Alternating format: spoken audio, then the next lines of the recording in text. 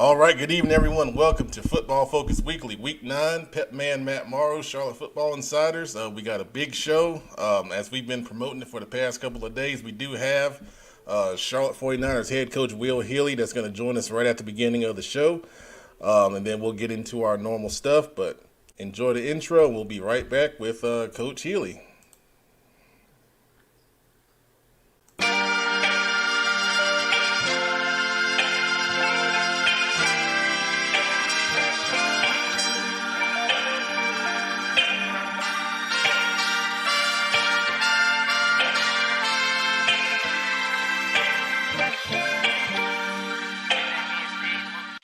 I'm slamming this week is snow tubing.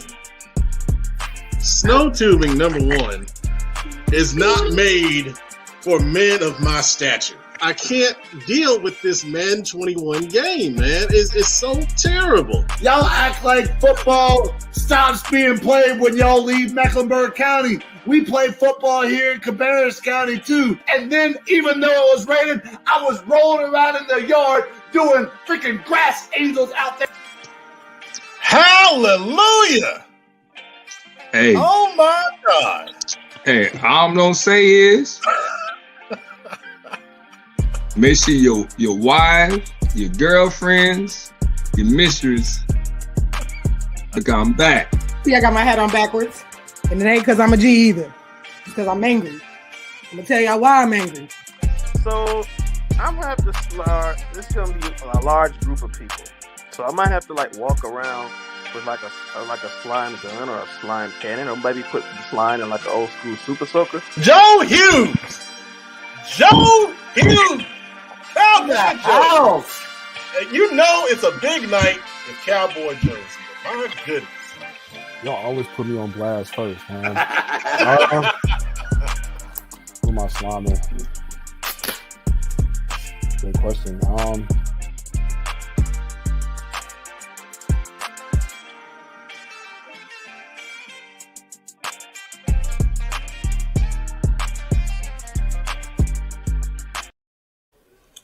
All right, once again, welcome back to Football Focus Weekly. I am the Pep Man Matt Morrow, and right now we are going to bring on our esteemed guest. He is the head coach of the Charlotte 49ers football program. His name is Will Healy, and we're going to bring him on right now. Hey, Coach, how we doing tonight? Esteemed is very, very nice of you. I told y'all before, and I'll tell you after. Y'all had to have run out of guests before y'all got to me. I saw some of the little quotes y'all had at the beginning, and y'all have gone way down the list to get the old Will Healy on this list. Way down. Not at all, Coach. We think you're doing an awesome job at Charlotte. Obviously, guys off to a 2-0 start in conference play. And actually, that's my first question, Coach. What's been the secret to such a good start for you guys so far this season? You know, I think that it's been fun for me just to be able to play a game when it's scheduled. I mean, I think that's an improvement from a year ago. If we're satisfied at 4-2 and 2-0 in the conference, then we all came to the wrong spot. I mean, I'm excited about giving ourselves the potential to be able to make some noise in the conference, but you'd love to be sitting here. You had an opportunity to win, to win all 6 of them. You also had an opportunity to lose a couple of those too. Obviously, Duke was a crazy one. Middle Tennessee was a crazy one. So you say we could be 6-0, but you could also be sitting here at 2-4 as well. So I think our work's cut out for us the next 6 weeks. I think any of these are 50-50 games. I'm proud of our team and their belief for us to win really close football games, whether it's been in conference or out of conference. We've been able to do some things that have never been done, but I don't think we're anywhere close to reaching our full potential, and that's the exciting part about being here. You feel like you can exceed expectations and build something that, many think wasn't possible. So credit to our players and our coaches for getting a great start and putting ourselves in a position where we're playing meaningful games in October and November, but we got a long way to go. That's well said, Coach. And I wouldn't expect nothing less from you. Keeping an eye on the prize and staying in contention for possibly a conference championship, which would be a huge thing, for your program. Doing a little bit of research on you, Coach, I saw in the past life you were a great quarterback. And, I really want to ask you, how would you say your game was at the quarterback spot, and what were your strengths on the field? I would tell you, becoming a high school coach, there's a couple of things I realized. Number one is I was a really good player because of the competition level I played against. I would not recruit myself, okay, whether that be at the FCS level or the FBS level. So, I think anytime you stack yourself up against some guys who, you start to look at film nationwide and statewide and regionally, you're like, good night. I thought I was Brett Favre, and really I was, I should have been holding a clipboard anywhere I went. And that's basically what happened in college anyway. So, I love playing the game. I think being a backup quarterback at the college level really helped me in the position that I'm in right now. It's kind of a you make plans, God laughs situations where, I was a selfish, bad teammate. It was all about me freshman and sophomore year as I was competing for the starting job. And when I got humbled enough to, not get a whole lot of playing time and really realized how far I had to go, I learned a lot about myself, and I had to mature a lot. And kind of all the facade came cracking down, and found out who I really was. And so it was a great experience for me. And I'm thankful for it. It's not the plan I had set out for myself, but, it's really been beneficial for me in the position that I'm in. I loved football. I loved compete with my teammates. I don't know if I was great at anything, even as a high school quarterback.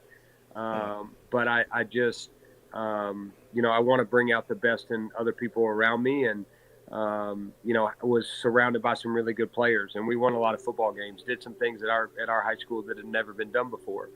But still, I wasn't very good. Look, here's how good I was. The year after I left, they won a state championship. So that tells a lot about me. Man, that's awesome, Coach. That's awesome stuff, man.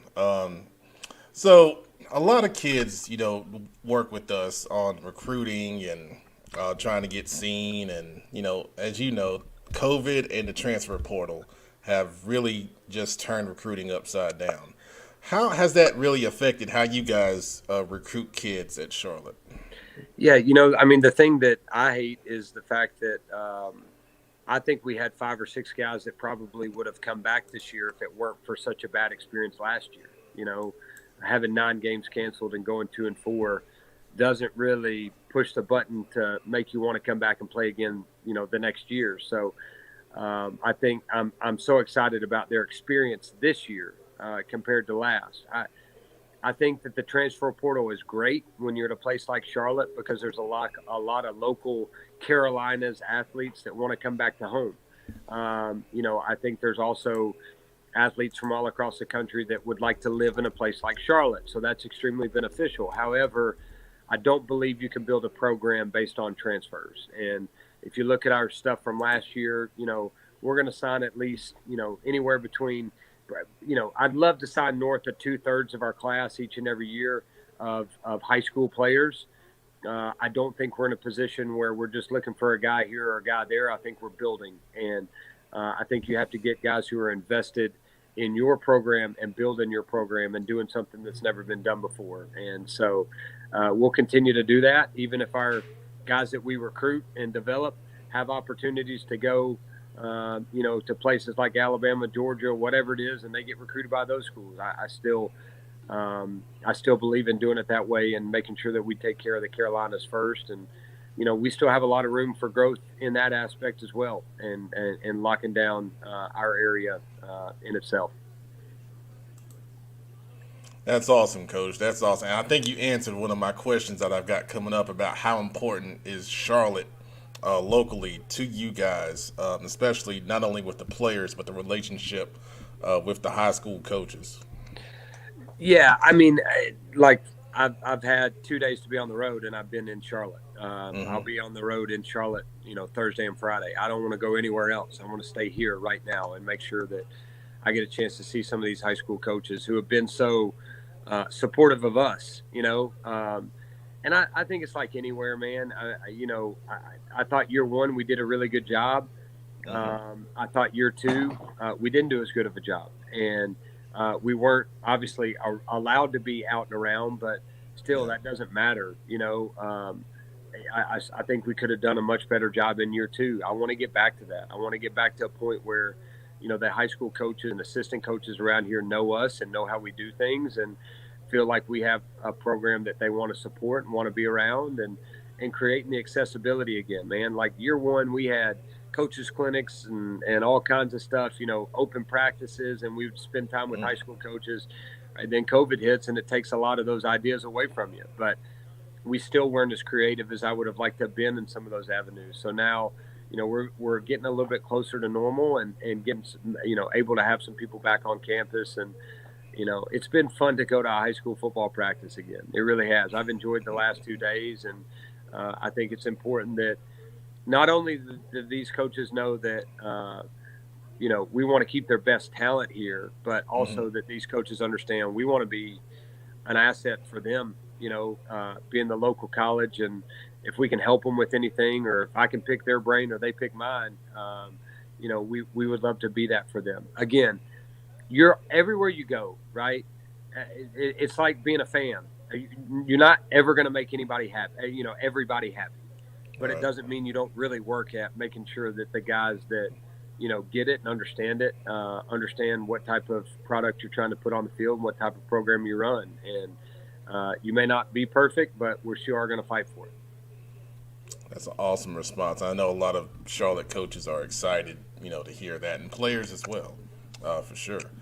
Coach, we're going to bring on a gentleman that was a former head football coach right down the street from you at Central Cabarrus High School. His name is Kenneth Mcclamrock, and I'm sure he's got a good question or two for you. Coach Hilly, how are you, sir? I'm doing great. How about you? Man, I'm doing great, Coach. Thanks for coming on tonight. Obviously, so much has changed at Charlotte since you've been there. The excitement is through the roof. I'll never forget the first practice that I went to. I got out of my car, my 2 little boys, and I hear screaming and hollering, and I thought it was a game, but it wasn't. It was your defense celebrating a turnover, and the turnover trash can and all that stuff was out there. And, Coach, obviously from Austin P, you were known for kind of transforming cultures and changing the way that kids behave, their posture, the way that they practice. But we also know that it takes a lot more than just cheering and clapping and club lit after a win. Coach, what is one moment at Charlotte where you kind of started to feel like the kids had finally figured out what it is that you're looking for in your program and what type of team that you want to have? I think that I used to think it was kind of one thing that maybe changed a program. Like I remember a vivid moment at Austin P. I really do. I think the crazy thing about my time at Charlotte is it seems like there's been a pause, right? And you're wondering what the moment is this year. And year one, yeah, I do. I remember being 2-4 after we got our butt kicked at FIU, and it was not competitive. We had no energy on the sideline. We didn't really seem to have a really close, tight-knit football team, and we were embarrassed. I mean, it was kind of one of those games where you felt like, man, I hope they don't keep running up the score because I don't know how we're going to stop them, and I don't know if we can move the ball on them. It was a helpless, hopeless feeling. And I remember coming back from the FIU game. I think, of course, after you get your rear end beat, there's like a 4-hour delay in the flight and all that kind of crazy stuff just to add insult to injury. And I know we had that year, but I just remember getting back and thinking, man, like, I think I've tried to survive year one just based on, hey, we got some talented guys who are seniors. We got a great back. We got a draft pick at DM. We got a draft pick at offensive tackle. And it was kind of like, all right, I'm just going to kind of let these guys do their thing, and then we'll really hit home on the culture in year two. And I'm sitting there at 2-4, and we're getting our rear end kicked, and it's like, what am I doing? Like trying to survive just off of a culture. Yeah, I mean, trying to survive and win some games. Like, how about why is there, stop waiting, like start now. And I did. And I told the seniors, I said, look, man, this is not like a, hey, I've given up on the year. This is like, I really think that the things that are a part of our culture are going to help you beyond the game of football. Mhm. And I think I've done you an injustice by not holding you accountable for them. And so we're going to start right now. And, every little thing, hats off in the building, no headphones at pregame meal, shaking a hand, whatever it is, that I think makes us unique and is part of us. I'm going to hold you accountable for it. And if wins come, great. If they don't, then at least I can lay my head on a pillow knowing that I'm teaching things that I really believe in. Because right now I'm a fraud as a head coach. And we got beat the next week, but played a lot better at Western Kentucky. And then went on a 5-game win streak. And here's what the five-game win streak did. It allowed you to keep pushing culture. By no means am I saying that all of a sudden, like, we're talented enough to be able to get those guys to flip a switch in 1 week.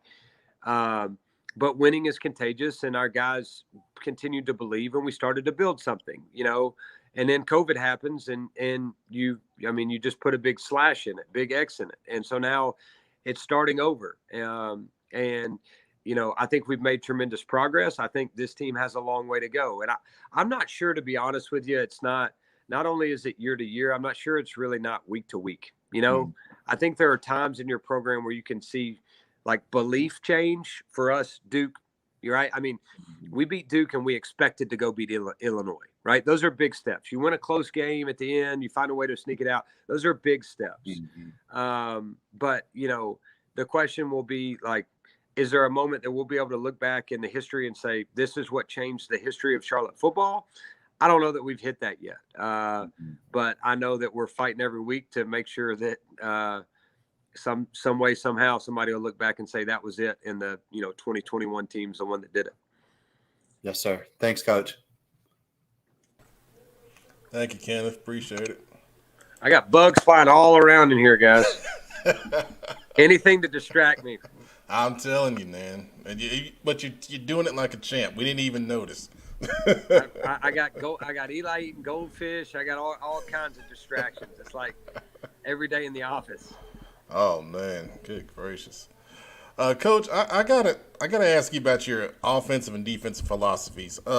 Where did those come from? How did you develop those? Did you have someone kind of influence you on either side of the ball?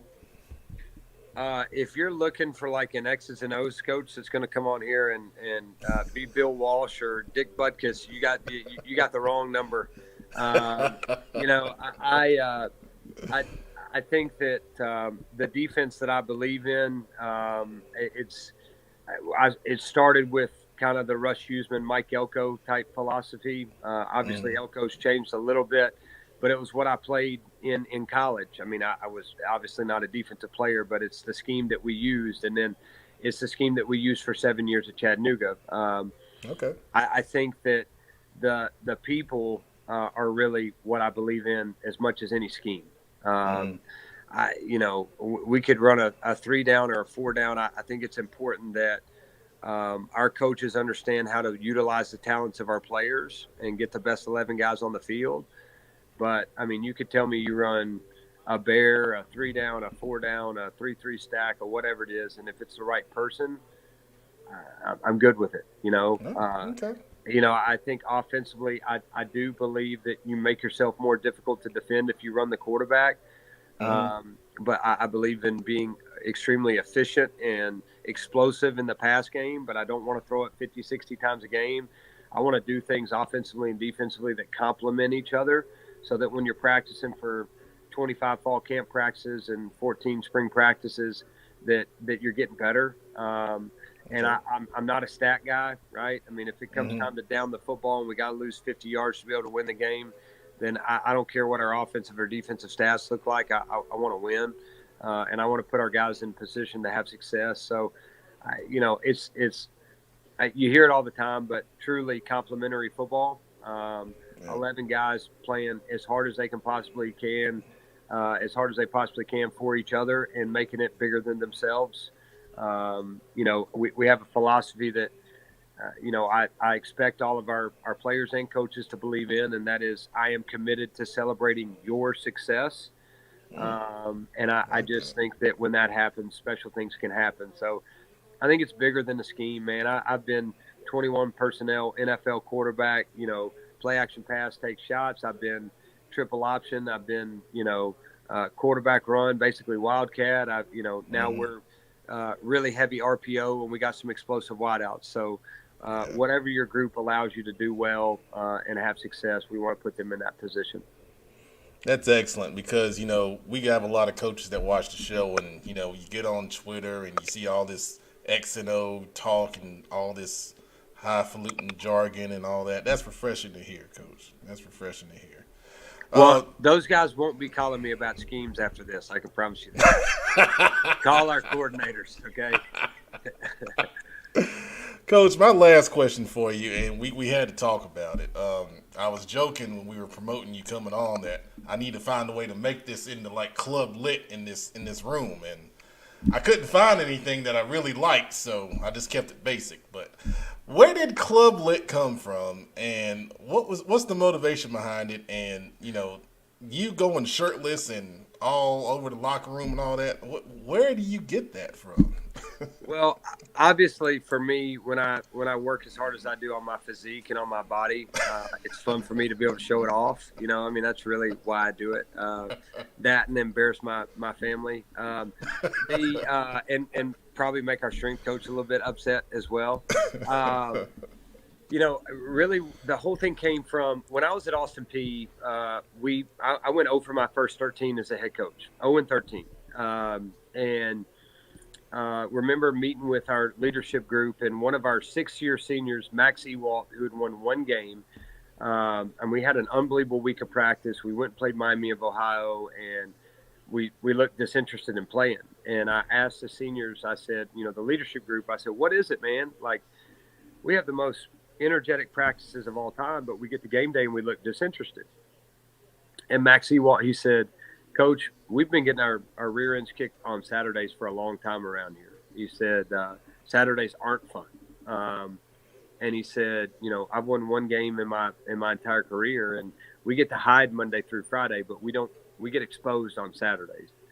And I said, all right, well, I wish it was this easy, but I said, we're going to win the football game this week, and we're going to celebrate like nobody ever has celebrated. And we were playing Morehead State, and they were a non-scholarship team. We had lost, I think 45 out of our last 46 as a program. I'd gone 0-13, and we ended up dominating the football game. We won 69-13, I believe it was. We had like 6 personal foul celebration penalties. I remember getting a call from the commissioner of the OVC, like, she's awesome, but it was like, can you act like you've been there before? And I was like, we haven't. Okay, we have. So I get it. I understand what you're saying. I will do better in week 2, but and we tore down the goalpost. Man, our goalposts look like V's. I told the guys, we got brand new goalposts under the bleachers. We don't deserve to have new goalposts. Like, we deserve the V ones. And what a home field advantage this will be. We can sneak it in the right upright a little bit easier. But so we tore down the goalposts. How about this? We broke an attendance record with the nation's longest losing streak. Wow. And that says a lot about that community. And it really does. It was a special place. And so, smoke cigars in the locker room. We had to air that place out for about 3 weeks, and that's kind of how it started with like celebrating wins for me. Is man, you work really hard, and I will never take one for granted. I mean, we ended up going 8-1 versus FCS competition that year, and we had a game against Southeast Missouri where we were up big and let them sneak back into it, and everybody's kind of frustrated. It was kind of like last week for FIU for us, where everybody's kind of frustrated about how you finished. Yeah. And I was like, man. It wasn't but 6 weeks ago we'd have paid a lot of money for a win. So if everybody doesn't walk in here and act like we just won the Super Bowl, then we're all going to be outside running, And so we've kept that. Now the Club Lit came from when we got here. We called Charlotte. Oh, okay. So we were thinking of how to promote and how to market our brand and. And we looked at the Saints actually had one. It was called Club Dub, and we're like, all right, can't use that. So we went with Club Lit, and our whole locker room now has been redone or in a club atmosphere, and And we take it on the road with us too. Club Lit in South Beach man. was pretty fun last week as well. It was I the can #1 imagine. rated club in South Beach last week, so that tells you a lot about it. I had the best looking dad bod in the country going through there last week. Well, I can definitely, agree with you on that when I'm in that same club. Probably a little bigger. Big dad bod for me, but Be comfortable with who you are, man. That's the key. That is the key. absolutely. Coach, there was a lot of great comments on the show tonight. With you coming on here, a lot of people are excited for what you're doing at Charlotte. And, once again, I want to say thank you for coming on our show. We appreciate it. And if there's anything, we can do for you guys, just let us know, man. Y'all do an awesome job. I appreciate you having me, and same for you. Same for you. If we can ever do anything to help, let me know. But our staff loves being here. I love being here. My family loves being here. I mean, this place is awesome. And again, like I said, I mean, we're going to fight our rear end off to make sure everybody around our place knows our brand of football, knows how we treat players, knows what kind of experience we can have, and knows that we want to keep the best players in Charlotte at home. I think that sometimes it is good for guys to go other places and kind of get away from, maybe create some independence on their own. But I think and I fought that, whether I was at Chattanooga or Clarksville at Austin Peay with Nashville guys and definitely with Charlotte. Hey, this guy needs to get away. Here's what I'm telling you. A place is only as good as its people, and I believe in the way our staff treats people. I believe in how we hold them accountable, what we demand out of them, and I believe in where this place is going. So excited about it, man, and appreciate y'all allowing me to get on, and anything I can do to help, let me know. Absolutely. Coach, have a great night, and once again, we appreciate the time. Thank y'all. Have a good night. All right, thanks, man. All right. Bye. All right, that was Coach Will Healy of the Charlotte 49ers, doing a great job with that program, undefeated in conference play, on their way to getting a conference championship. Some of the comments right here. Jermaine Moss, love his energy. Thanks for making Charlotte a college football city. Absolutely. Coach Hawk. They in the building deep next Thursday. That's awesome. See, that's the connection we talked about with Coach Healy with the local high schools and coaches. Coach Webb, cheap shot in there. That's cool. That's cool. Cheap pop. There you go. And Benji Moose, thanks for sharing, Coach. Look forward to coming to all the Charlotte games. All right. I couldn't find what I wanted. I was trying to find like this flashing, spinning like disco ball thing, and I couldn't find it. I didn't have enough time, so I should have planned ahead. I should have went on Amazon and bought it, and that would have been good. But anyway, all right. So we got some of the crew here. We got Big Shelby. Big Shelby was on early today. He's ready to go with his Big Shelby shirt on. Good gracious. Unbelievable. As you guys saw, the professor is here. What's up, man? What's up? And the queen. Hello. What's up, queen? How much? What's up, Queen? Going on? And I don't know where the producer is or, our other members, but we're going to roll on. So, let's see. We're, believe it or not, we're ahead of schedule. So, we're going to take advantage of this. Let's see if we can finish early. Probably not. So, we're going to get the new rankings on the screen here. All right. So, now, this week in the Dirty Dozen, we've got a couple of changes. Of course, Huff is still at the top. We were there, me and producer were there last week with their big win over West Charlotte. They were impressive. Got out to a 37-0 lead, and then West Charlotte scored 17 in the fourth for the final margin.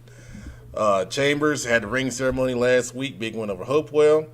Now, Myers Park and Harding were tied 0-0 at halftime, and then Myers Park exploded in the second half, I believe it was for 37 points. But for a half, that was interesting. Some of that got going on Twitter, and, people were sending me questions, and I said, hey, Van Smith's a heck of a defensive coach. But Myers Park got the big win. Charlotte Catholic did not play, but they move up. A couple teams moved up because of South Mek's loss to Ardrey last week. And then Butler over Rocky River. Big Shelby with the big win over Crest in the biggest game of the year. I learned my lesson last week. Thank you, Big Shelby, for that.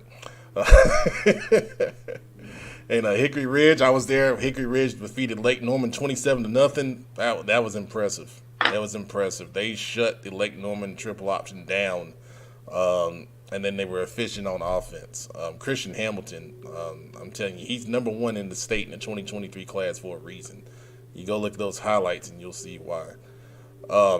Queen, you were at Weddington and Porter Ridge. Weddington got that big win. What impressed you about Weddington? Just their defense, I think, and I was talking to their running back, and he was saying that after they had that loss to AK, that they just went on this defensively just dominant just roll. I mean, they blanked two teams before they even played them, and I mean, to hold those guys to 7 points, a Porter Ridge team that has come out and done some things on offense. I mean, they just completely shut them down, and I was thoroughly impressed with that. Absolutely. And ever since that loss, their defense has not given up more than one touchdown in a game. So, right. I mean, I think Weddington is getting close to the old Weddington. I mean, without Shipley, but still. Charlotte Latin, big win over Ravenscroft to remain undefeated. They've got a big game coming up against Raven Gap this week. Marvin Ridge, big win over Cuthbertson. And then we mentioned RGKL winning over South Mek. That moves them back into the poll at 11, and then South Mek drops to 12. Anybody else got some thoughts on it overall? I like it, Pep. All right, Kyle. Kudos to Shelby. I need the hashtag, Kyle. I need the hashtag. You say what, Queen? I said kudos to Shelby moving up. Appreciate it, man. Moving on up. We've been taking inch by inch, man. We're just trying to get back in that top 5, man. Hey, man. You'll do it. Nothing is ever good enough. I said I think it's great, man. I'm happy, man. All right. It's a great one to believe. Yes, Chris. He's fun to watch. He's a really good young man. And early in his career, he was kind of labeled as being quiet, but he's coming out of that now as he's getting older, and he's becoming a really good interview too. I enjoy covering him. He's a good kid. Comes from a good family too. All right, so let's go to the next one, the county polls. All right, so right there, Mecklenburg County. We got one change with South Mek going down, and then Butler sliding into the number 4 spot.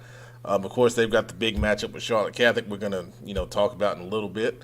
No real changes in Gaston County. Cabarrus County, I pretty much kept the same. Cleveland County kept the same.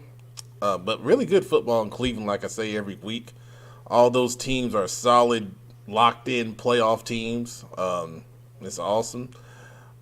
Union County, I put Monroe up at 3, sliding Porter Ridge down to 4 after their loss to Weddington. And then in the upstate, the big change, Catawba Ridge drops out the county poll, but then York put in at number 3 because of their recent wins in the upstate. So overall, what are you guys' thoughts here? I mean, for Cleveland County, I'm trying to figure out, Coach Webb, when is the Liver Mush Festival, man? That's still on this year? I had to check and see, man. It should be coming up pretty soon. It's normally like in November. Yeah, Pep scared to come to Shelby, I'm not scared, man. It didn't work out last. I had to work late. Things happen. It is October 16th. October 16th? This weekend? Yeah, this weekend. That's where I'll be this weekend. What do you do at the Liver Mush Festival? Do you eat liver? It's a bunch of people that cook liver mush multiple different ways, and everybody just come eat it. But stay away from the weirdos that put liver mush with mayonnaise. That is disgusting. Yeah. So they'll do people make liver mush, like they'll put it like with hot sauce or like how you say with mayonnaise or how much you eat with hot sauce? Oh, it's good, man. I mean, hey, I mean, it's a good experience, man. It's back this year. I think it's been gone. We didn't get to do it last year because of COVID, but it is this weekend, man. Where would one go for the Liver Mush Festival? It's in Shelby at the Bobby Bell Pavilion. Big Shelby. Okay. All right. So if you want to check that out, go to the Bobby Bell Pavilion and eat some liver mush. Shelby, man. Yeah. Okay. All right. Someone put a laughing emoji on the screen. That's it. I don't think Miss Burlos is going to be there. Hey, that's fine, man. Tell her, hey, if more for us. Liver Mush fuels Shelby championship football. Man. Woo! Liver mush is terrible. That's what our kids are made of, man. Liver mush, man. Okay. Now, do they got to have a side of grits with that liver mush though? I mean, different people that set up have different stuff with it. So you may come over here and get liver mush, like you may get like actual breakfast spread, and some people may do like liver mush and all type of stuff. So just never know, man. Some people like my boys eat it with jelly, which I think is a little bit strange, but they eat it with jelly. Yeah, that's what fuels the McClamrock boys. Yeah, see. Hey, welcome, producer. You just came in on the Great Liver Mush Festival analysis. You know what? I knew I was in the right spot. As soon as I logged in, the first thing I heard was liver mush. I was like, yep, I clicked the right link. Hey, I'm in the right spot. It's great. Liver mush is great, man. I'm telling you. Like, hey, liver mush is great in the trash can. Wow. Yeah, I said it. Say it with your chest clean. My goodness. Yes. Hey, I don't like Queen knows in a couple of weeks in the Chevy concession stands, we'll have them liver mush sandwiches. Well, I bet you will. During the game for playoffs. Yeah. All right. Can I stop for 1 second? We're gonna do a mid-show slime. On the Queen? No. The Charlotte Hornets are down 42 points on national TV right now. Slime them Panthers while you at. The last time we were on national TV, we got blown out the playoffs by 40 points. Hey Pep, it's preseason, Pep. Hey, you can't show everything you got, man. Show something. Good gracious. Yeah, I saw a halftime. Show slime for the Hornets, man. What 30? It was like 30-61. I was like, oh god. It's worse now. Here we go. They're literally down 42 points. Goodness gracious. All right. Benji Moose is on the liver mush train. Liver mush and bacon. Nah, I'm with you on the bacon. What I used to do whenever I used to be late for school and I make like liver mush, eggs, and bacon and waffles, I just make one sandwich and eat it and go out the door. Well, that's a man's meal right there. Liver mush, bacon, and eggs.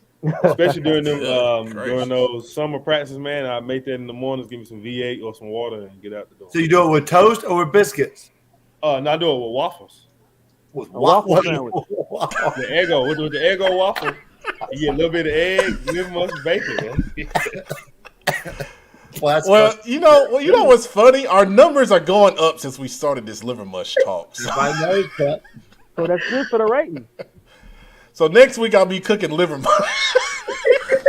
Get you some liver mush. Pep, you just come to a Chevy game in a couple weeks, and you will get a liver mush sandwich at the concession stands. Oh man! But listen, always add a in my defense, so I have tried liver mush multiple times. I've tried it with grits and cheese. I've tried it every which way I can. And it always smells good. Like every time I'm cooking it or somebody else is cooking it, it always smells so wonderful. And I'm like I'm going to give it another try. And every time I take that first bite, I'm like. That might be the problem. What brand do you use? Nieces. You know liver mush is made in Shelby. You got to come get it from Shelby. Man. Let's come get it from Shelby. Well, there's the Nieces playing here in Charlotte. Yep.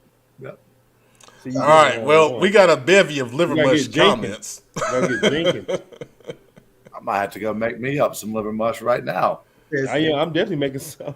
This liver mush segment on CFI is sponsored by Nieces. Nieces, go get your liver mush and sausage. I mean, you got to get Jenkins. Or not. You have to get Jenkins. You can get your good A bit body armor and liver mush snack. Okay. Yeah, body armor and liver mush, man. The CFI combo. Yes. Hey, listen. In CFI. Shelby, you have to get Max. Look, that's the problem, Queen. man. In Shelby, you have to get Max man. liver mush, not Nieces. It is Max liver mush. How about it don't matter? That's enough on liver mush for now. Come on. We'll come back to it. Now we're back on schedule. All right. See, where's my thing at? There we go. CMS best to last for week 9. A few changes. North Mek moves up to 8 with the West Charlotte loss and their victory over West Mek. Of course, RGKL moves up to 5 with South Mek, with them defeating South Mek.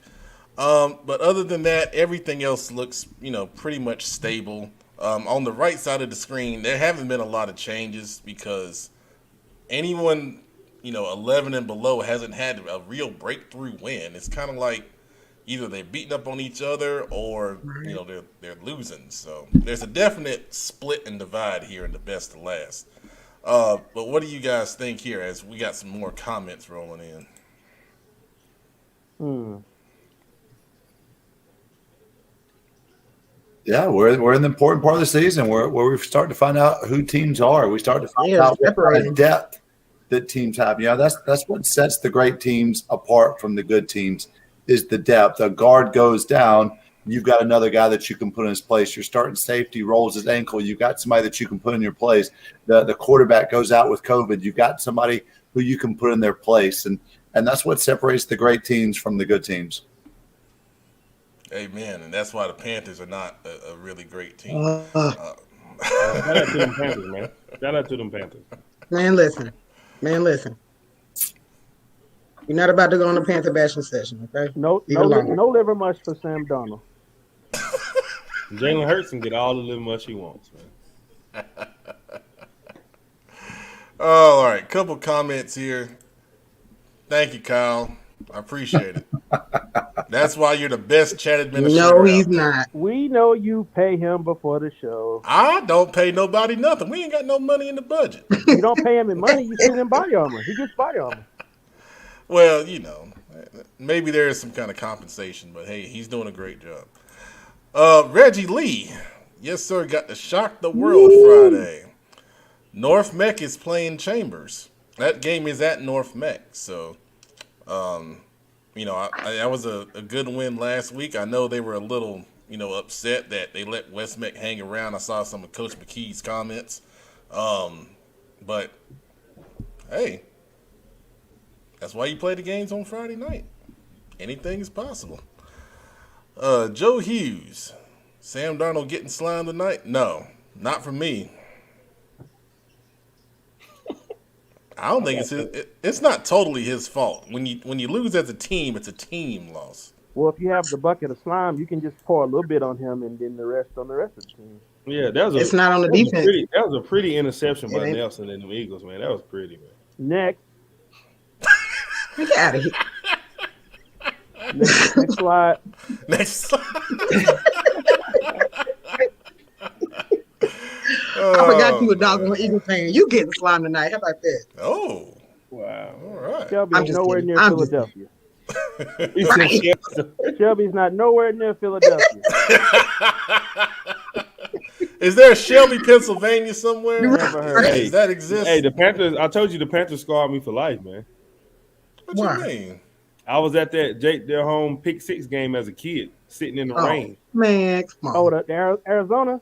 Sitting in the rain as a kid. Oh, yeah, that was a bad one. And I said I would never cheer for them ever again. That's terrible. That's not a reason to not cheer for your team, though. That's the home team. When he throws 6 interceptions, you throw the interception like that. And that's, that's the year everybody thought. He had just signed a new contract also. He had just signed an extension. Mm-hmm. Yeah, he had just paid him, and we thought we was going to the Super Bowl because we got the first round bye, and that's the first team we played is the Cardinals. We lose the old Kurt Warner and Anquan. I remember that. I remember that, boy. We were up 7-0 in that game. Yep. He threw like 6 interceptions, and they ran. I was like, oh my gosh. You're right, Miss Burlos. There were a lot of scars on Sunday. A lot of scars. I was there, so yeah. Yep. See, Joe Hughes is with you. Will. Hey, see, man. Nah. Miss Moten, You I'm not putting ride- that on the screen, Miss You Moten. ride with your team, you die with your team. I don't care. I don't Well, I care. was a kid, so I didn't do I too was much too. driving. Forget that. Like, You yeah, can't, man. You got. Where is our security? You can't have Cowboys fans just roaming in the comments. I know. Kyle, chat administrator. Yeah, let's handle that, Kyle. Boot, at least at least like a 5-minute boot. She can come Yeah, back. you gotta go in the time. I was gonna say, I'm guessing that's Miss Moten. It is. Penalty It box. is. Don't block your blessings, Pep. Next slide. Games of the week. Jesus Christ. All right, Kenneth.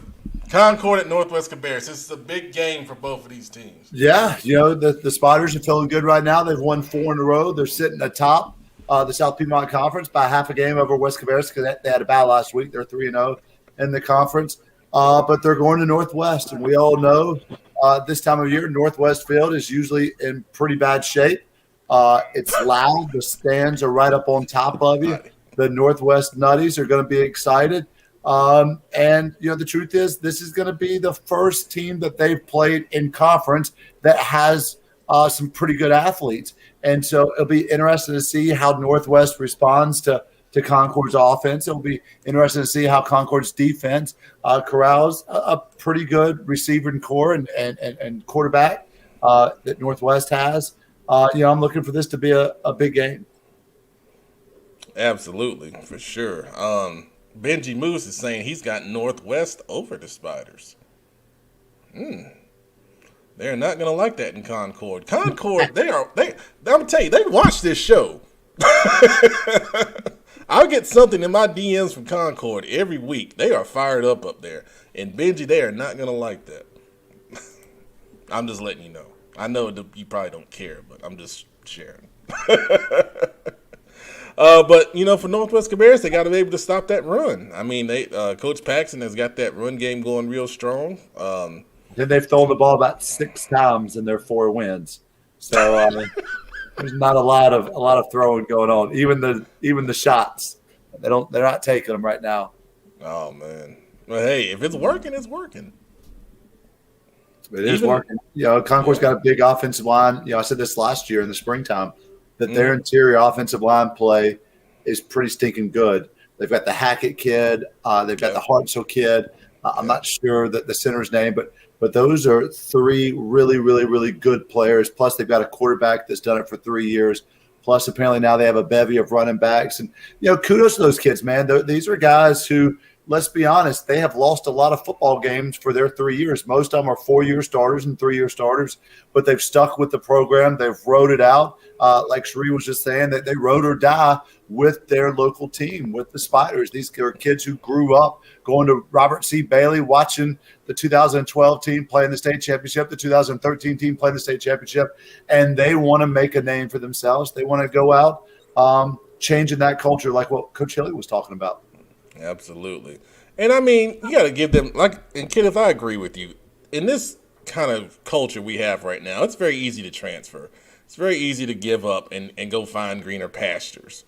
But sticking with it and then seeing the success that comes out of it, kudos to those kids at Concord. Good job, man. I got to find a way to get, a couple of those guys on some interviews because, those are the kind of kids we want to highlight. That's awesome stuff. All right, so our next game is Olympic at South Mek. Olympic at 5-1. Their only loss was to Weddington. Big conference game for them. South Mek trying to bounce back off of the RGKL loss at home last week. What do you guys think about this one? So this is a big game for both of these teams for obvious reasons, but for both teams, trying to make statements about who they are as as teams, individually. So I'm really interested to see this game. If it weren't for the fact that I was already going to Butler at Catholic, I probably would have tried to go to that one because I think that's going to be a good one. I agree. Big statement game. Winner of this is gonna really ring out loud with program and where they're trying to get. So huge statement game for both teams. Yeah, I mean, we pretty much highlighted these 4 teams: Olympic, South Mek, Myers Park, and RGK. When we looked at this conference in the preseason, and that's bearing out to be true. So when you get these matches between these four teams, they are definitely huge. Olympics got a little bit of wiggle room to play with. At South Mek, if they want to stay in that race for the conference championship, this is the must win for those guys. Olympics still hasn't played Myers Park. They haven't played RGK yet, but those games are coming up real fast as we approach the end of the conference schedule. Later on in the show, we're going to take a look at the conference standings, and you'll see the importance of these games that we're talking about right now. Next game on the schedule is out of South Carolina. Indian Land at 4-1 is going to on the road to take on South Point. That should be an E on that. I'm sorry, I missed the E on that. Rock Hill South Point at 5-1. Obviously this Justin is going to this game, and producer, we might be at this game. I still haven't decided yet, but this is on the short list for us as well. The big thing with this is Indian Land's only loss was to York, but they had a 4-0 start. So they've had a loss and then a bye. And then South Point, after their loss, has bounced back really strong. The thing I love about this is this game is dominated by Charlotte coaches. I mean, you got, of course, we got Little John at South Point. We got Van Horn at South Point. And then, of course, at Indian Land, you got Adam Hastings, who was formerly at RGK and Providence Day. And then you got Nick Mata, as the offensive coordinator. So a lot of 7-0 flavor across the state line, man. I think Indian Land is gonna be real motivated in this one, because if I'm not mistaken, South Point kind of ran away with this one last year in the fall, and I'm pretty sure Indian Land's gonna remember that. Indian Land's is much better team this year than they were then, so they're gonna be motivated to kind of get some revenge on South Point, from that game from last year. That's closer, at least on paper, than it would have been. So they're gonna be motivated.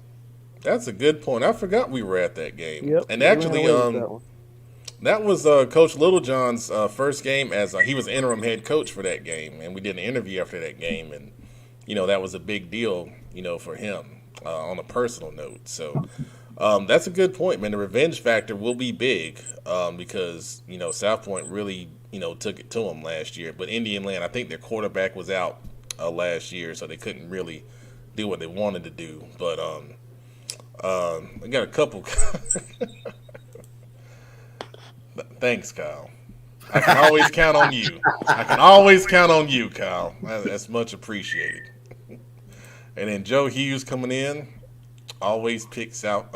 Thank you for capitalizing that. You guys don't miss an opportunity, man. I tell you, you really don't. But hey, that's why you guys are the best commenters around, man. What will we do without you? That's awesome. Get their badge. I'm working on that. All right, so big game out west. Forest View taking on Crest. I talked about this game on Between the Lines last night. This is a big game when you start looking at that conference. Forest View, to stay in the race for a possible conference championship, has to win this game. Of course, Crest coming off the 10-point loss at Big Shelby last week. What do you guys think about this one? I know Forest View just played a game Monday or Tuesday, so that's gonna be tough for them to because that game was a must win against. I think they played Hunter Huss. Hunter. I can't remember who they played. So that's a rivalry. That's a county game.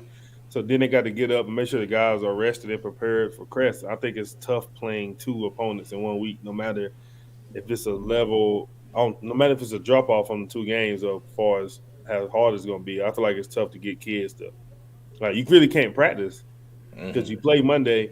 You normally give them days to recover. So now how are you practicing Tuesday, Wednesday, and Thursday, getting ready for Friday? And Crest and that's a tough team, man. They can throw it, they can run it. They play good defense, good on special teams. So it's going to be pretty good. It's going to be a good game. I think Crest will still win the game just off the strength of they have more time to rest. And after we beat them, I know they didn't want that to happen. So that's going to be one of those games where they got to keep it rolling. Our game didn't affect them playoff wise or conference championship wise. So I'm looking. Right. I think they'll bounce back. They'll still do good. and force you to have to stop the run. So, well said. Well said. Good analysis right there. Anyone else got some thoughts on this one? You know, the big thing I love about Forest View, and I interviewed the young man, Jacob Neely. He had an incredible highlight that Joe Hughes caught. I need to go find that. Joe, did you tweet that out, Joe? If you did, let me know so I can retweet it. This young man exploded off the line of scrimmage and made an incredible play in the backfield. Just a fun player to watch. And producer, this game's on the short list as well. Still just trying to figure out where we want to go on that one. All right, Butler at Charlotte Catholic, probably the biggest game in Charlotte this week. This is a game that everyone has circled once they saw the conference realignment come out. Both teams have been playing well. Queen, this is your game, so I'll give you first shot at it. I mean, two really good teams, as you alluded to. I was all on the Butler bandwagon back in the spring. And I've had the opportunity to watch Charlotte Catholic play as well. And so I'm just looking forward to a good game. And that's all I got. All right. Now, I did, of course, talk about this game on Between the Lines. I didn't really promote Between the Lines, but it's out there if you guys want to check out the episode. The biggest thing to me, you got two teams like this that can hold on. It is 104 to 48. 104 to 48. Charlotte Hornets. Listen. Come on, man. That's embarrassing. What in the world? It really is. Who are they playing? Dallas. At home. Downtown. That I have season tickets for. Goodness, man. I mean, okay, anyway, like I was saying. Well, you got two teams like Butler and Charlotte Catholic. All the factors come into it. Special teams. I think both teams have pretty good kickers. Sweat is the kicker for Butler. And then the young man, very talented. His first name is Jack. His last name escapes my mind, but he's a very talented kicker for Charlotte Catholic. So I think, special teams are a wash. You look at the defensive games here. It's hard to gauge Butler because they've played such, kind of a wide gap of teams in their schedule. You look at Richmond, that was earlier this season. That was a very close game. And then they lost to St. John's, but then they dominated everyone else. So you're trying to kind of peg and see where exactly are they in the pecking order. And this game will go a long way in, determining exactly where these guys kind of fit in overall in the rankings. But turnovers. I mean, Butler, they try to be balanced with running pass under Coach Hales. Catholic, their traditional, run game they have. Less prone to turnovers, but, it can still happen in the run game. That's going to be a big factor as well, protecting the football. Teams that can protect the football win field position. I think the game will be low scoring. I don't see it being a shootout. Cherie, you got a heck of a game Friday night. I'm very excited. I'm excited for you. You've been able to cover some big games for us this year. Been doing a great job. And I know you'll knock it out the park once again here. All right, so the last game we've got is Parkwood at Monroe. A lot of people don't know Parkwood's 4-1. I didn't know when I was going through the schedules. I was like, oh, Coach Gittins getting it done down there. That's awesome.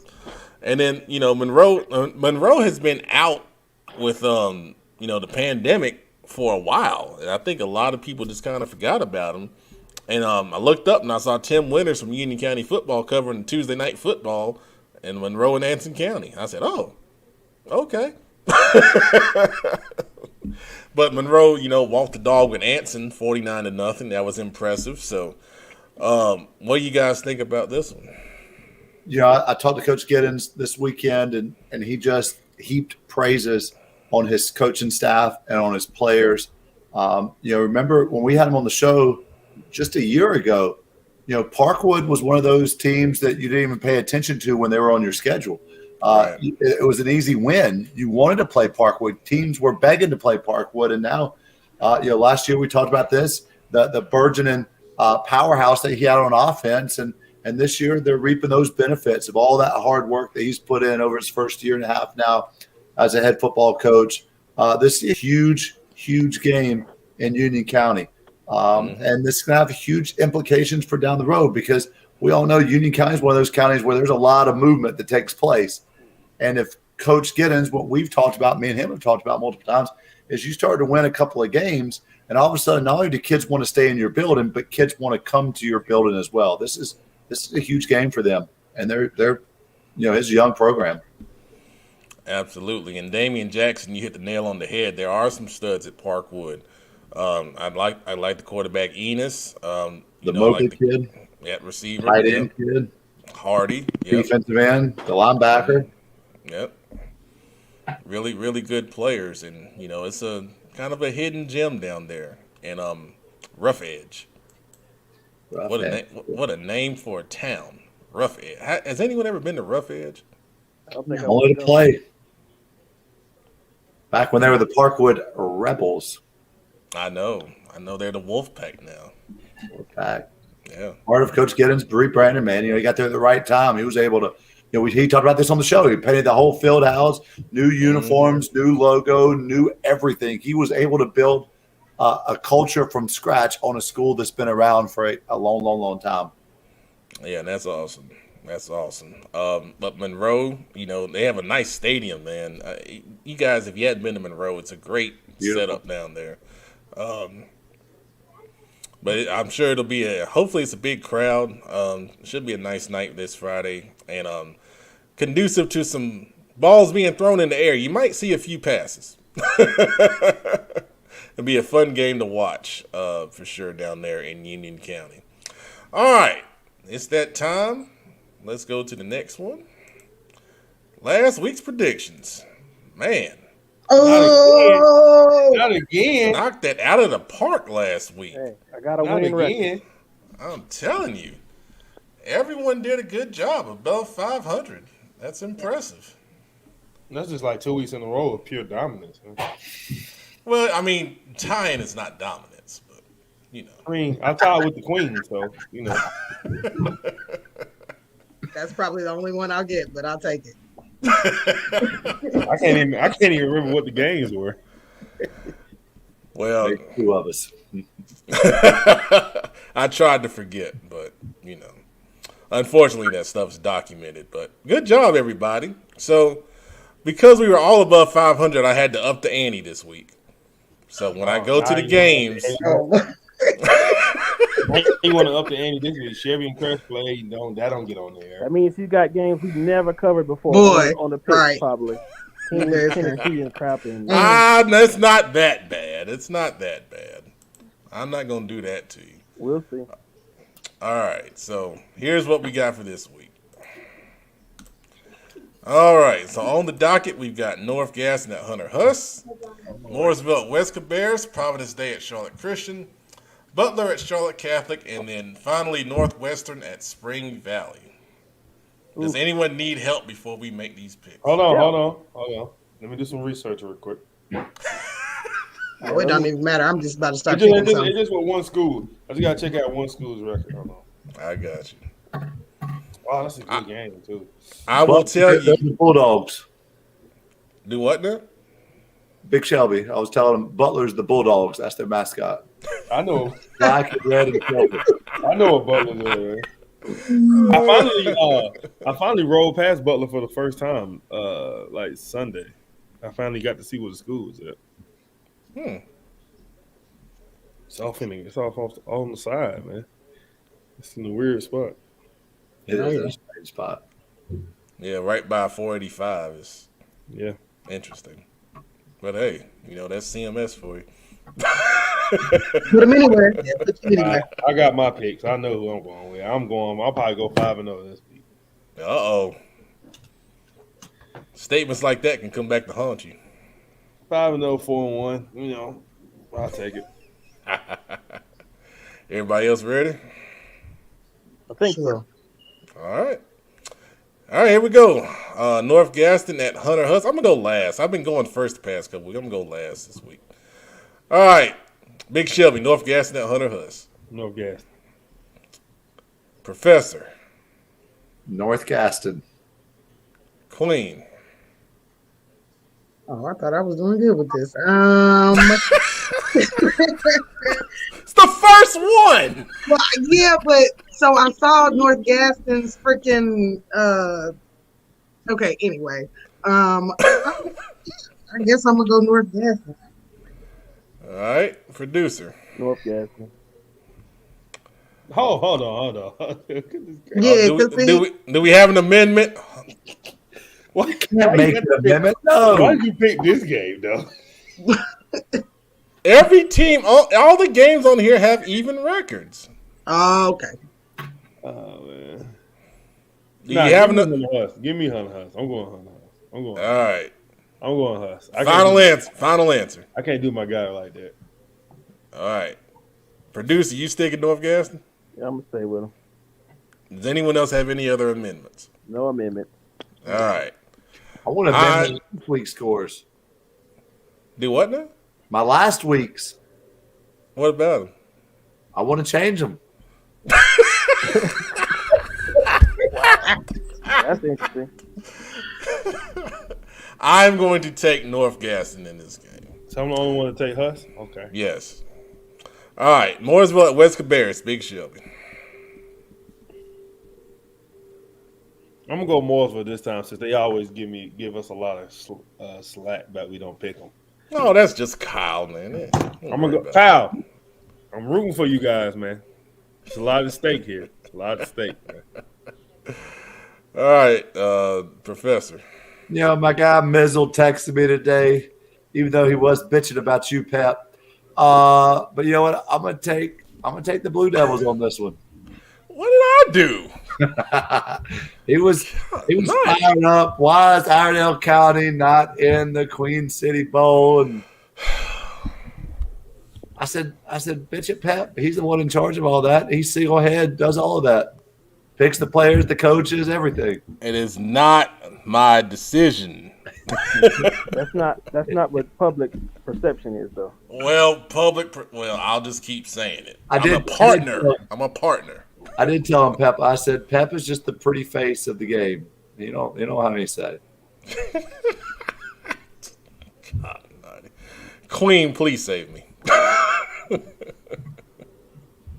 I'm gonna go West Cabarrus. Okay, there it is. Producer. I picked against them once and they shut me up. I'm going Mooresville. All right. So Kyle has something to say here. Now, to be fair, y'all were 0-5 the last time we were up for a pick, and maybe we should be picked against. So we learned our lesson, Kyle. That only worked once. Kyle, I'll do you a favor and I'll pick West Cabarrus. All right. So there you go. Providence Day at Charlotte Christian. Big Shelby. I'm gonna go Providence Day. All right. Professor. Christian. Okay. Queen. I'm actually gonna go Christian. Okay. Producer. Charlotte Christian. I'm going to take Providence Day. I'm sticking with my original prediction in the beginning of the season. I thought Providence Day was going to win the conference. Right now, it ain't looking like that right now, but we still got a few weeks left, so I'm going to roll with Providence Day. All right. Butler at Charlotte Catholic. Big Shelby. I'm going. Oh, that's a tough one. The game at Charlotte Catholic. I'm going Charlotte Catholic. All right, Professor. Yeah, I'm gonna stick with the home team on that one too. All right, Queen. I'm gonna go for Butler on this one. We all knew that already. I mean, it's the first time I didn't got to pick them all season, so I'm gonna go with him. I'm gonna rock with Butler. Producer. Ooh, it's tough. I hate picking against them, but I'm gonna go Butler. Ooh, I get to break a tie. Oh man. I am going to go with Give me Butler. I'm going to take Butler. All right, last game, Northwestern at Spring Valley. Big Shelby. I'll go Northwestern. All right. Professor. Northwestern. Queen. Northwestern. You don't have any.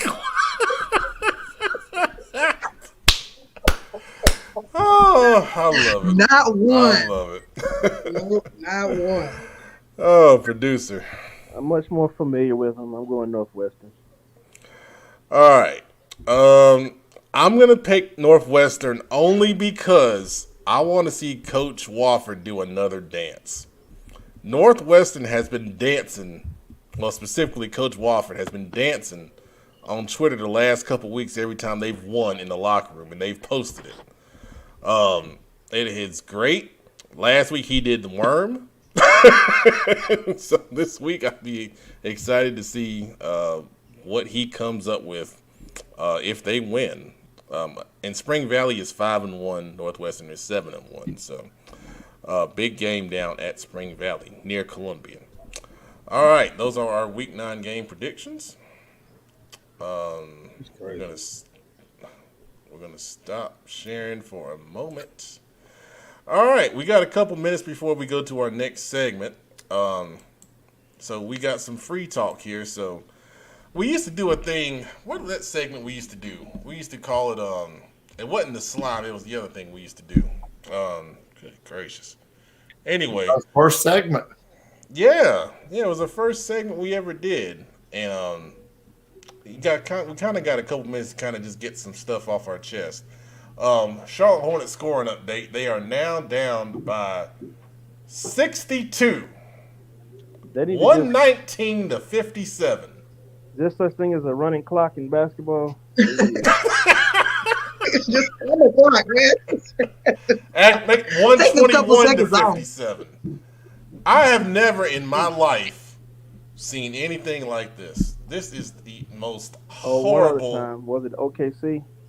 One other time. That's it, though. I mean, this is. What do you say? What did y'all's coach, Kenneth? What did you say to your team when you just got blasted in a game like this?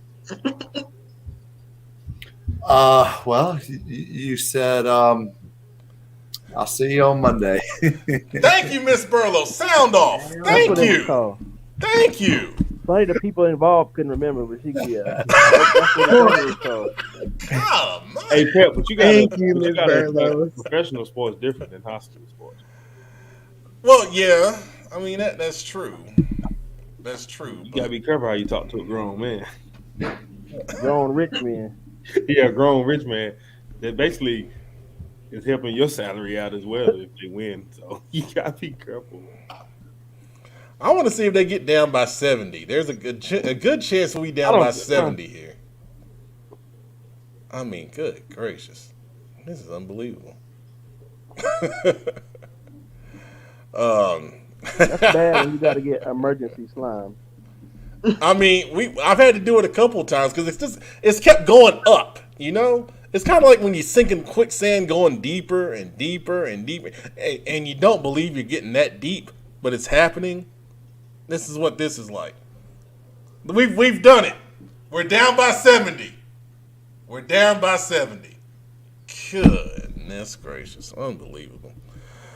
All right. So how sounds like you're optimistic for the season, huh? Well, Don't let preseason determine what your season look like. Because if you asked me what we looked like in June compared to now, you'd see two different football teams this year. But y'all weren't down by 70 and 7-on-7. Hey, you might want to go ask Northwestern what they did to us. Good. But that was having a defensive coordinator there for only 2 days. So, what's expected? You going with a new defense in 2 days? Okay, well, all forgiven. All right, so I'm going to put you guys backstage because we're getting ready to do our next segment now. This is a new segment that we're going to do. and it is called the Senior Showcase. And we're going to bring on a senior with us tonight. I hope he's ready. I see him in backstage. Let's see if we can. There he is. All right. So I'll go ahead and introduce him. He is a very talented wide receiver for the Olympic Trojans. Olympic at 5-1 on the season. We just talked about their game coming up against the South Mek Sabres. He's doing a great job for those guys, and he's done a great job the past couple of years. His name is Albert Fleming IV, and I'm going to bring him on the show now. All right. How you doing, sir? How you doing, Coach? I'm doing good. How about you? I'm doing great, man. You got to give me some hair tips. Because growing up in the 80s, there was this thing, I don't know if you've heard of it. It was called a jerry curl. And everyone had a jerry curl. If you watch Coming to America, the first one. Okay. Yeah, that was the big hairstyle. What'd you say? That what you had? I wanted one so bad. And my mom, she told me, she said, Matthew, you will look crazy with a jerry curl. Now, if you want a box, like Kid and Play, I'll let you get a box. So I said, okay, I'll get a box. But I look stupid with a box, too. My head, anyway, enough of that. So, first off, Albert, you've been doing a great job. You're a senior. And obviously, as a senior, you're a team leader. So, as a team leader, what have you done so far this season to help your team get off to a great start? So, knowing that we have been having a good season so far, and we hope to continue that. Just being in the position I am, I want the best for the team as well. So I try to help everybody get their mindset right every week. Even before the season, I knew this was a big season for us, and knowing that I'm a senior, I still want to end out on a good year. Just help everybody motivated. And we're going to push each other, and that's the situation we want to get to. So just pushing each other and having a good outcome as well always. Absolutely, man. And, it's been doing well, for you guys so far. In your opinion, what are the best things you do on the football field? So I've been on varsity since my sophomore year, so I've seen a lot throughout the game and just got well adjusted. So just going into games, not being too nerved up, and just being able to play our game, being able to play each game step by step, play by play, just having the IQ and just beating everybody by speed. I feel like that's a key factor of mine. Yeah. Now you play in the slot and outside as a receiver, correct? Yes, sir. How hard is that to do, to go back and forth in those positions? Well, we practice it a lot, so knowing when it comes to games, it's not too different. It's a big change when you go from the outside to slide. You're going to get mostly linebackers when you're in the slide, and the outside is corners. So the physicality could be different. But, just practicing and be able to adjust is not too much of a difference, in my opinion. Okay. All right. Very good. And then you do some work on special teams too, right? Yes, sir. What do you do on special teams for the Trojans? So I am a return man on punt and kick return. I'm the punter as well. So man. I've been punting since my freshman year. I know our coach Thompson, he put me back there, and I practiced it a lot. Wasn't the best at first, but we started going through it, and it came out good. I also hold the ball on the field goals. So man. Yes, so do you ever come off the field? This season, not as much. That's kind of a good thing. I kind of want to show everybody that I could do more than just one thing. Absolutely. Well, you've been doing it, and you've been doing it well. Have you taken one back to the house yet? I took one last game. It did get called back, but I took one. Oh, wow. Nice. Okay. Good stuff, man. So obviously you've been starting at a lot of positions, but if you could play any other position, what would it be, and why would you play that spot? Ooh, I'll probably say DB. And I'd say defense, safety, corner, just either or. I played defense majority of my life up until high school. I played linebacker. I used to play D-line in my younger ages. Oh, wow. We're bigger. But I played D-line, linebacker, and then I switched back to corner and safety. But going into my freshman year, I know defense wasn't going to be that, and Thompson was changing me back to receiver. So I know that was my first year playing offense, was my freshman year. Okay. I kind of adjusted to that. But I'd say DB. Okay. Awesome. You miss playing D-line? D-line. It was good at the time. Knowing high school, a lot of kids got bigger, so I don't think I match up well against most O-linemen. Well, yeah, you'd be surprised, man. That speed rush is hard to stop, man.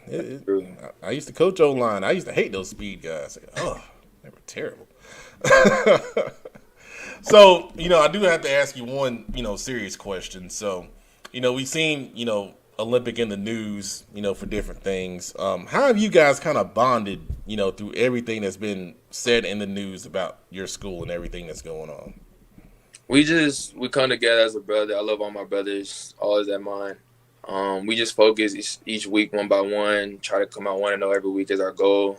We reach our goals, we set them, and we hope to achieve those. So just putting our heads together and doing what we want to do, I feel like that's how we'll accomplish those things. So just stay in our own game, doing what our coaches are told. Do what our coaches have told us to do, and just stay focused on what we need to do.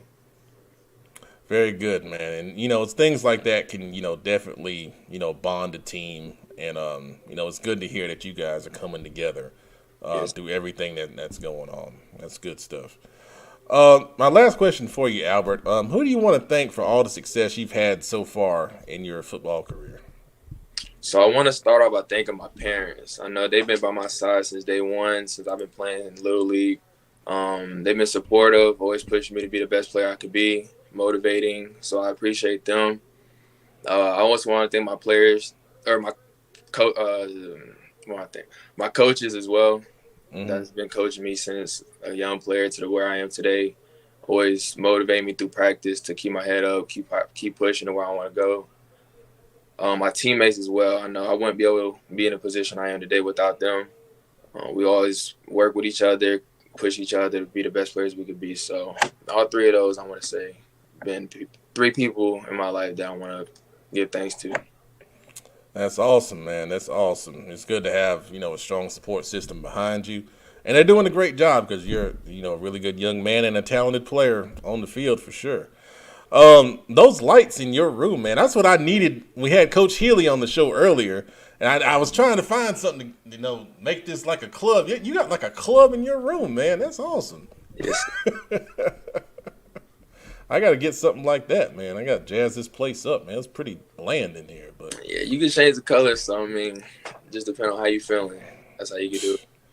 Man, and I got some days off. Maybe I'll do it then. But anyways, you guys got a big game on Friday night. It's on our short list. Hopefully, we'll be able to get out there and see you guys in person. And we wish you guys the best of luck against South Mek on Friday. Yes, sir. I appreciate that. Absolutely. Thanks for coming on, man. We appreciate it. Thank you, man. I appreciate the opportunity. Absolutely. All right, you have a stay, man. All right, you too, man. All right, that was Albert Fleming IV, the man with the best hair in CMS football. Just absolutely awesome stuff. Thanks to Webb with his great comment, Jerry Curl Pep.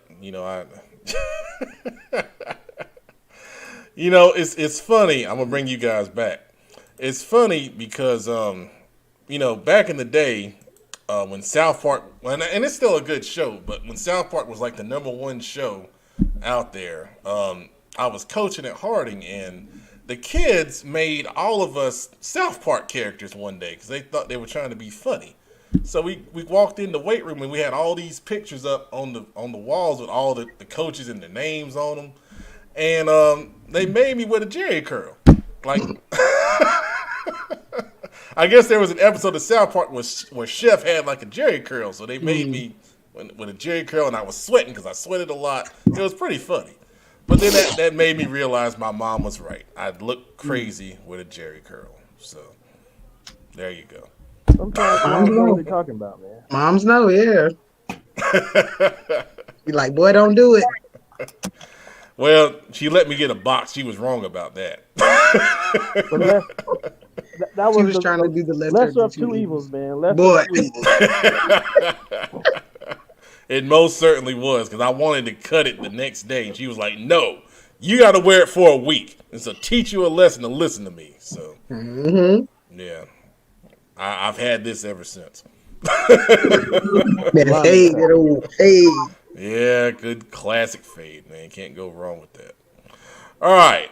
So what we're going to do now is we're going to take a look at some standings and kind of go through where, everyone is as a team. So we're going to get some of these on the screen here.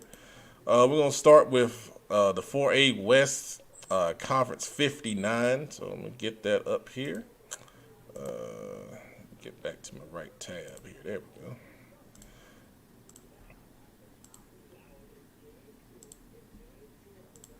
All right.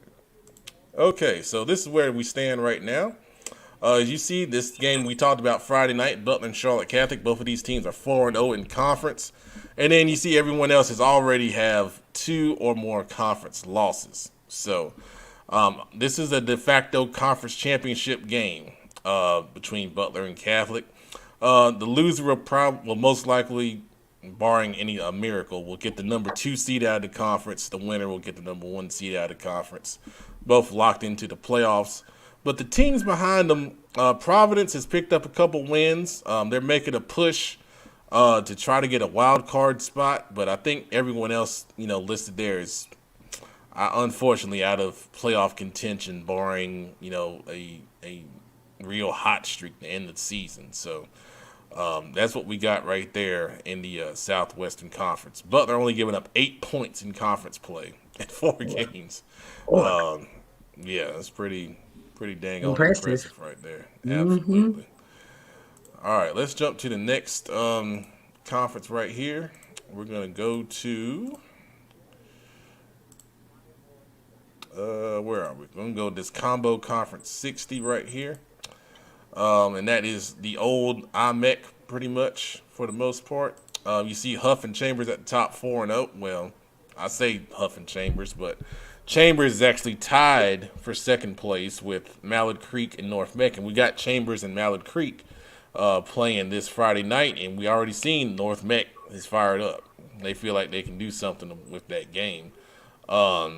But a Chambers win, is going to, pretty much lock them into the number 2 seed. They still play Mallard Creek, down the line. But West Charlotte sitting there at 3-2 in conference. But, this is a split conference. They won the game they needed to win against West Mek. And then West Mek not winning any more games. Since then, they're pretty much, West Charlotte's locked in as the number 1 seed out of the 3A split because of that. And then these other teams, even if Chambers defeats North Mek, North Mek's still in position possibly for a wild card with the RPI ranking. And then, Mallard Creek still in that, conversation for a possible wild card as well. So this conference could have 5 playoff teams. I mean, we got 6 rounds of the playoffs. So if you don't get a first or second seed, don't fret. There's going to be a good number of wild card spots there. Because the playoffs are, expanded a little bit, even though there's no 4AA and 4A split anymore. It's just 4A, 3A, 2A, and on down the line. So, strong conference right here. I think we'll probably have 5 conference playoff teams coming out of this league right here. All right, let's go to our next screen.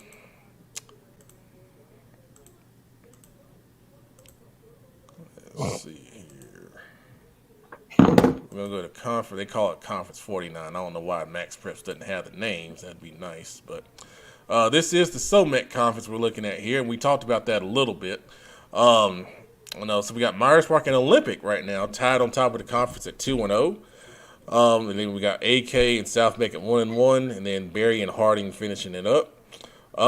As we talked about with Olympic has played Harding and Berry so far, so they've got their big conference games coming up against those top teams, Myers Park, AK, and South Mek. So it's exam time for Olympic, but the good thing is they've got their destiny in their hands. They can go and they can win it, and they don't need help. Same thing with Myers Park.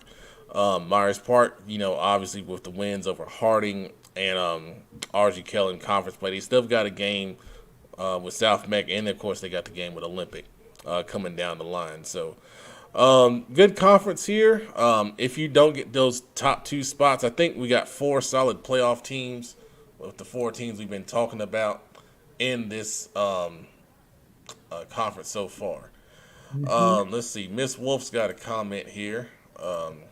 Is North third in the conference? North right now is tied for second in the conference with Chambers and Mallard Creek, Miss Wolf. So, they got it in front of them. I know they lost to Huff, but they still have a chance to finish second if they're able to, pull what most people would consider an upset this Friday against Chambers.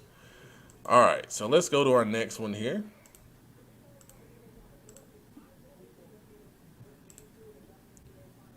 It'll be Conference 57.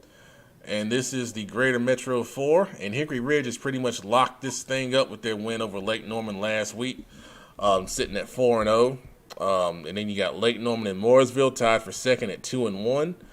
And then West Cabarrus, and then Cox Mill and South Iredale. And then you see A.L. Brown. When was the last time we've seen A.L. Brown at the bottom of the conference? Pep, it's been over 40 years since A.L. Brown finished with the losing record. 40 years. Now, their first year in the IMEC, they finished at 500. But you'd have to go back to the 1970s. That's before, Bruce Harden was still in college, since A.L. Brown has had a losing record. Wow. First of all, to me, that's just an impressive legacy. I mean, and same thing. It's been over 40 years since they've lost 4 games in a row, which is even more impressive. Absolutely. But it's a sign of changing times. The big thing about it is, the new schools. New schools have come in, and you see this. We've seen this through the years. Traditional schools that had great traditions. There are no new schools in Kannapolis City, Pat. It's his own school system. It's the only school in the county or in the city. Spoken like a true Concord Spider right there. It's true. Speaking facts, huh? All right, so Rich at the top of this conference, pretty much locked into a number 1 seed for the playoffs, but we got big matchups. This is why Mooresville West Cabarrus is big. West Cabarrus has a chance to get into that conversation with the win as possibly a number 2 seed if they're able to get a little help from with someone knocking off Lake Norman. So. There's a lot to settle as the number 2 seeds here, but sorry, Pat. Go ahead. I was going to say, and Cal can fill this in, but I believe the last time A.L. Brown played South Iredale was circa 2017 in the playoffs, and I want to say South Iredale blew them out of the water. Oh wow! South Iredale has been a strong program, the past few years under Scott Miller. Before he, chose to step down. But so there's some tradition there too. I think they play this week. I think South Iredale and A.L. Brown play. Cal made the comment. That's what made me think about it. Mm-hmm. All right. So I think we got one more we're going to look at here. We don't need to look at Big Shelby's conference. We know who's on top of that one. Golden lines. So. Let's get our last one we're going to look at here. It's going to be Conference 58. And this is the Union County Conference. So this is interesting. So you got Weddington and Marvin Ridge at the top here. Weddington only playing 1 conference game so far. Marvin Ridge, playing 2. And then we talked about Cuthbertson, being a strong team that you have to watch out for. They're 1-1 in conference play. Sun Valley at 1-1, and then Porter Ridge and Piedmont finishing it up. But Marvin Ridge, man, we kind of wrote them off after that 1 loss they had, but they've come back strong, and credit to those guys. They could have went into the tank a little bit, but they're showing that, they got a special team this year. They got some really good seniors on that team. I've been watching some film for the Queen City Senior Bowl and been impressed with a couple of those guys. Weddington, too. Obviously with some good seniors, and Okay.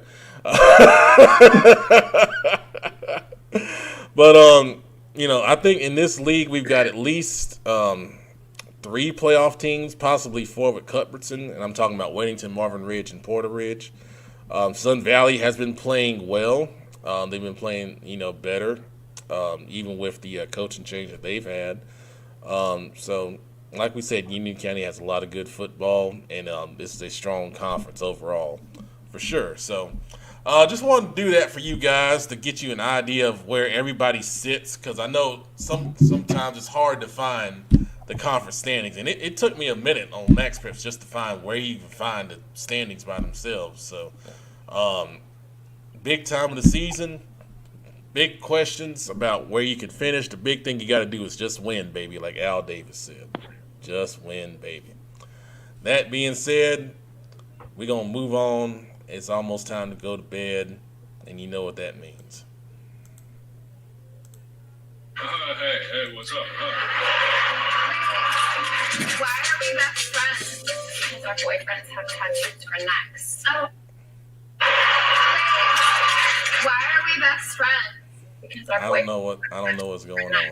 Oh, right. I love him. What is that? Oh, sorry, that was my phone. I don't know what that is. I was looking at you. You had a new. You looking at me and it's you. You don't hear the. God mercy. This is how I know it's that time. It's slime time. Thank goodness. With Kenneth. It's the time that everyone watches the show for. It's not for college coaches. It's not for high school coaches. It's not even the greatest in-depth coverage of local prep sports in this area. It is for slime time. And you know what?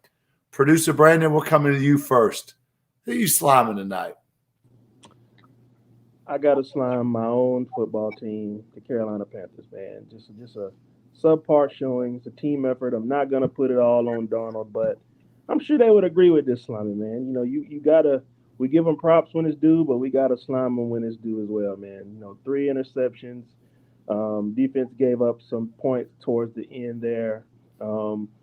Just a subpar showing, and unfortunately, they lost a game they were supposed to win. At the end of the day, on paper they were supposed to win that game. So we'll see if they rebound and get it together against Minnesota. But I gotta slime them all, man. Hopefully they learn from this, and hopefully I won't be sliming them again next week. I agree.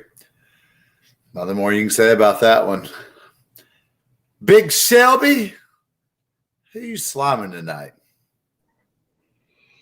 I'm going to slime some Panther fans, man, for feeling like they had a chance, man. We only did that for TV purposes, man. We had to keep the fans engaged, man. Them Eagles, man, we just came flying in at the last second and stole their heart.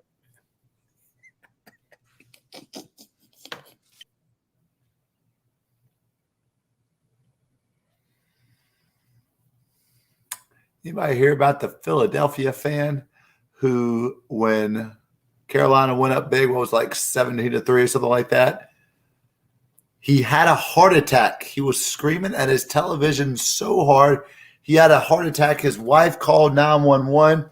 He got brought to the hospital. When he got to the hospital, he didn't have a remote for the television, so he does what all people from Philadelphia do, I guess, on a Sunday afternoon. He calls his radio station to bitch about his Eagles. And then they informed him that the Panthers fell apart and the Eagles won. How embarrassing for the Carolina Panthers to lose to the effing Philadelphia Eagles. The Queen, save us. Who are you sliming tonight? I want to slime Eagles fans because it was already bad enough I went up to Philly to get thrashed by them, but then I had to come to my own stadium, but I am gonna slime Kyrie Irving. So I guess reports came out, I think yesterday, about him deciding that he was not going to participate in activities in New York because it's not eligible, I guess, or no, because there's a vaccine mandate. and he doesn't want to get the COVID shot. Listen, first of all, you're already a dookie, so that's against you. You already think the earth is flat, so that's against you. You already hated on LeBron James, which that is more than against you in my book. But now you come out, you making all this money, and you don't want to get this vaccine. And I understand that people are individuals and they're allowed to make their own decisions. I get all of that. But at the end of the day, like in the NFL, like in the NBA, all of those places, when you're getting paid all of this money to do what you do, to not want to get this vaccine or to not, just and it's not even about that. You're not even thinking about the rest of your teammates. And of course you got some people that are behind him. And I think they're just behind him because he's Kyrie Irving, who, gets hurt every season, sits out every season, ain't done nothing since he got that championship with LeBron. So yeah, he gets the slime this week. There you go. Pep, who you sliming tonight? I should slime the Charlotte Hornets. They ended up losing by 68, Ken. 68! That's a big point differential. God, nutty. All right, but my slime tonight is about drivers that treat these interstates like it's the NASCAR. What do they do? The Coca-Cola 600? It is absolutely crazy, man. I mean, we're in full-blown traffic, most of the time in Charlotte on these interstates. And people zig in and zig out and cut people off and, cut you off and hit 80, then slam on the brakes when they hit traffic again. What is wrong with you people? Where are you going? You can see there is a big, long line of traffic all over the place. There's nowhere for you to go. Quit driving like you dang on, who's the best NASCAR driver out there? I don't even know. Is it Kevin Harvick? I don't know who the best one is.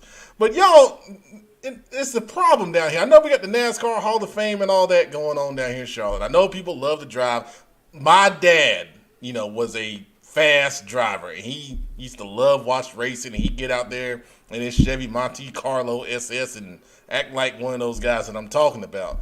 But dang on, that was in the 70s and the 80s when there wasn't that much traffic. I mean, good gracious, man.